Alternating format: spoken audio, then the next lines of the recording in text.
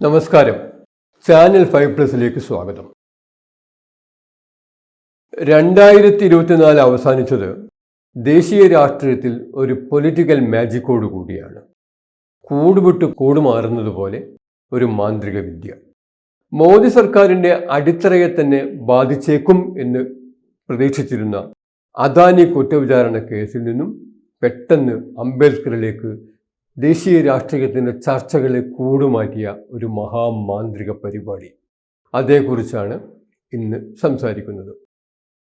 ലോകത്തിലെ 24ാമത്തെയും ഇന്ത്യയിലെ 2ാമത്തെയും സമ്പന്നനായ ഗൗതം അദാനിക്കെതിരെ അഴിമതിയുടെ പേരിൽ കേസെടുത്ത് വിചാരണ നടത്താനുള്ള അമേരിക്കൻ നീതിന്യായ വകുപ്പിൻ്റെ നടപടി മറന്നിട്ടുണ്ടാവില്ലല്ലോ. അമേരിക്കയിൽ കേസ് വന്നതോടെ അദാനി സാമ്രാജ്യത്തിൻ്റെ മൂലക്കല്ലുകൾ മുഴുവൻ തെറിച്ചു പോകുമെന്നായിരുന്നു ഈ വാർത്ത പ്രചരിച്ചപ്പോൾ ലോകം കരുതിയത്. അത് അദാനിയുടെ ഉറ്റ തോഴന്മാരായ മോദി ഷാമാരെയും ബാധിക്കും എന്നും വിലയിരുത്തപ്പെട്ടു. മോദിയുടെ റോക്ക് ഫെല്ലർ എന്നാണല്ലോ അദാനിയെ ലോകം വിശേഷിപ്പിക്കുന്നത്. അദാനിയെ അമേരിക്ക കുറ്റവിചാരണ ചെയ്യാൻ പറയുന്ന ന്യായം ഇന്ത്യയിലെ അഴിമതിയാണ്. അതുകൊണ്ട് തന്നെ ഈ വിഷയം പാർലമെന്റിൽ പ്രക്ഷുബ്ധമാകുമെന്നും രാഷ്ട്രീയ ജ്യോത്സ്യന്മാർ കണക്കുകൂട്ടി.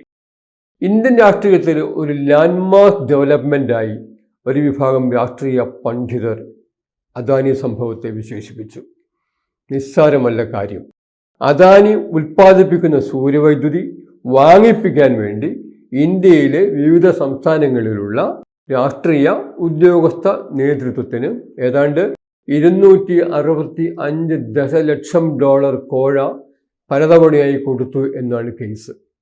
ദ കറപ്റ്റ് സോളാർ പ്രൊജക്ട് എന്നാണ് അമേരിക്കൻ നീതിന്യായ വകുപ്പ് ഈ കേസിനെ വിശേഷിപ്പിച്ചത്. ഗൗതം അദാനിയും അദാനി ഗ്രൂപ്പിൻ്റെ സോളാർ ഡിവിഷനായ അദാനി ഗ്രീൻ എനർജിയുടെ CEO, അദ്ദേഹത്തിൻ്റെ മരുമകൻ സാഗർ അദാനിയും മറ്റ് 5 അദാനി കമ്പനി ഉദ്യോഗസ്ഥന്മാരും പ്രതികളായ കേസിൽ സർവ്വരേഖകളും ശേഖരിച്ചാണ് അമേരിക്കൻ നീതിന്യായ വകുപ്പ് അവിടെ കേസ് രജിസ്റ്റർ ചെയ്ത് അന്വേഷണം ആരംഭിച്ചത്. മരുമകൻ അദാനിയുടെ പക്കൽ നിന്നും മില്യൺസ് ഓഫ് ഡോളേഴ്സ്, കോടിക്കണക്കിന് ഡോളർ കോഴയായി കൊടുത്തതിൻ്റെ രേഖകൾ തന്നെ അമേരിക്കൻ പ്രോസിക്യൂട്ടർമാർ കണ്ടെടുത്തു എന്നാണ് ലോകമാധ്യമങ്ങൾ പറയുന്നത്. ബ്രൈബ് നോട്ട്സ് അഥവാ കോഴക്കുറിപ്പുകൾ എന്നാണ് അമേരിക്കൻ പ്രോസിക്യൂട്ടർമാർ ഈ രേഖകളെ വിളിച്ചത്. ഇതിൽ നിന്നും കേസിൻ്റെ ഗൗരവം മനസ്സിലാക്കാവുന്നതല്ലേ ഉള്ളൂ. അമേരിക്കയിൽ സംരംഭം തുടങ്ങാൻ അവിടുത്തെ നിക്ഷേപകരിൽ നിന്നും അദാനി ഓഹരി പിരിച്ചു തുടങ്ങിയപ്പോഴാണ് അദ്ദേഹത്തിൻ്റെ ഇന്ത്യയിലേക്കുള്ള പുറത്തായത്. അമേരിക്കയിൽ ഇങ്ങനത്തെ ഏർപ്പാടൊന്നും പാടില്ലെന്നാണത്ര നിയമം. ഇന്ത്യൻ സംസ്ഥാനങ്ങളെ കൊണ്ട് കൂടിയ വിലയ്ക്ക് വൈദ്യുതി വാങ്ങിപ്പിക്കാൻ കൊടുത്ത കോഴയായതുകൊണ്ട് ഈ വിഷയം കത്തിപ്പിടിച്ചത് ഇന്ത്യയിലാണ്. രാഹുൽ ഗാന്ധി പതിവ് പോലെ കത്തിക്ക് മൂർച്ച കൂട്ടി. പാർലമെന്റിൽ ചർച്ച, സംയുക്ത പാർലമെന്ററി കമ്മിറ്റി അന്വേഷണം വേണം, അദാനിക്കെതിരെ CBI കേസെടുക്കണം എന്നൊക്കെ പാർലമെന്റിൽ ചർച്ച തുടങ്ങിക്കഴിഞ്ഞാൽ സംഭവം തകർക്കും. അദാനിയുടെ ആത്മമിത്രമായ മോദി ഇതിന് മുഴുവൻ മറുപടി പറയണം. അദ്ദേഹത്തിനും ഇതിനകത്ത് പങ്കില്ലേ. ആകെ പ്രശ്നങ്ങൾ, പ്രക്ഷുബ്ധം. പക്ഷെ എന്തെങ്കിലും സംഭവിച്ചോ? ഒന്നുമേ ഉണ്ടായില്ല. അദാനിയുടെ അഴിമതിയേക്കാൾ വലിയ പ്രശ്നം വേറെ ഉണ്ട് എന്നായി കോൺഗ്രസ് നേതൃത്വം കൊടുക്കുന്ന ഇന്ത്യ മുന്നണിയുടെ ഘടക കക്ഷികൾ. അവർ അദാനി ചർച്ചയ്ക്ക് വേണ്ടി പാർലമെന്റ് ബഹിഷ്കരിച്ച കോൺഗ്രസ് അതോടെ ബ്ലീച്ചടിച്ച നിലയിലായി. ഒടുവിൽ പ്രതിപക്ഷ നേതാവ് രാഹുൽ ഗാന്ധി സ്പീക്കർ ഓം ബിർളയെ കണ്ട് ഭരണഘടനയെക്കുറിച്ച് ഒരു ചർച്ച വയ്ക്കാമെങ്കിൽ ഞങ്ങൾ പാർലമെന്റ് ബഹിഷ്കരണം ഒഴിവാക്കാമെന്ന് ഒരു ഓഫർ അങ്ങോട്ട് വെച്ചു. സ്പീക്കർ അതിന് കയറി കൈ കൊടുത്തു. അപ്പോൾ രക്ഷപ്പെട്ടത് കോൺഗ്രസ് ആണ്.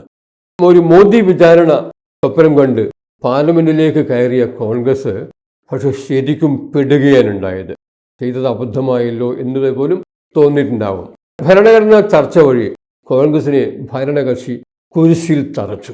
ഭരണഘടനയോട് കോൺഗ്രസിന് തെല്ലും ആദരവില്ലെന്ന് മോദി ആൻഡ് കമ്പനി പാർലമെന്റ് ചർച്ചയിൽ വരഞ്ഞങ്ങ് വെച്ചു. ഭരണഘടനയുടെയും അംബേദ്കറുടെയും അനന്തരാവകാശികൾ തങ്ങൾക്കാണെന്ന് മോദിയും കൂട്ടരും പാർലമെന്റിൽ അവകാശപ്പെട്ടത് ലോകത്തിനു മുമ്പാകെ തെളിഞ്ഞു വന്നു. മോദിയെ ആക്രമിക്കാൻ അംബേദ്കർ ഉപയോഗിച്ച കോൺഗ്രസിന് രാജ്യസഭയിലെ തന്റെ പ്രസംഗത്തിൽ ആഭ്യന്തരമന്ത്രി അമിത്ഷാ ഒരു കൊട്ടുകൊട്ടി. അംബേദ്കർ എന്ന് ആവർത്തിച്ചുകൊണ്ടേയിരിക്കുന്നവർ ഭഗവാൻ ഭഗവാൻ എന്ന് ഉരുവിട്ടിരുന്നെങ്കിൽ അവർ സ്വർഗത്തിൽ എന്നേ എത്തിയേനെ എന്നായിരുന്നു ഷായുടെ കമന്റ്. അതോടെ അദാനിയുടെ അഴിമതിയും ഭരണഘടനയ്ക്കുള്ള ഭീഷണിയും എല്ലാം ഒരു മൂലക്കിട്ട് അംബേദ്കറുമായി കോൺഗ്രസ് അമിത്ഷായുടെ പിന്നാലെ ഓട്ടമായി. അംബേദ്കറെ ആക്ഷേപിച്ച അമിത്ഷാ മാപ്പ് പറയണം എന്നായി ആവശ്യം. അദാനി മാറി. അമിത്ഷായിലെ മുതൽ ഒന്നും കാണാതെ മോദിയുടെ ചാണക്യൻ അബദ്ധം കാണിക്കില്ല. പാർലമെന്റ് സമ്മേളനം ആരംഭിക്കുമ്പോൾ അദാനി മോദി ഭായി ഭായി, അദാനി മോദി ഭായി ഭായി എന്ന് മുദ്രാവാക്യം വിളിച്ച് മൂപ്പിച്ച് നടന്ന കോൺഗ്രസ് സമ്മേളനത്തിന്റെ അവസാന കാലമായപ്പോഴേക്കും അതെല്ലാം മറന്ന് ജയ് ഭീം ജയ് ബാപ്പു എന്ന മുദ്രാവാക്യത്തിലേക്കും മാറി. അമിത്ഷായ്ക്ക് അതൊരബദ്ധം പറ്റിയതാണെന്ന് തോന്നുന്നുണ്ടോ? ഒരിക്കലുമില്ല. ബോധപൂർവമായിരുന്നു എല്ലാം. ഇപ്പോൾ നോക്കൂ, എവിടെ അദാനി പ്രശ്നം?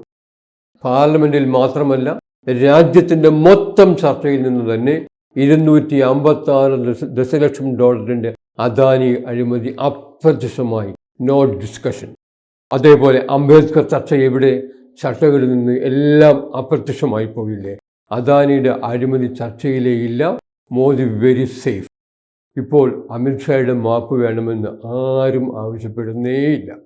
ഒരു വലിയ കൺകെട്ട് വിദ്യയായി മാറിയിരിക്കുകയാണ് മോദി യുഗത്തിലെ ഇന്ത്യൻ രാഷ്ട്രീയം.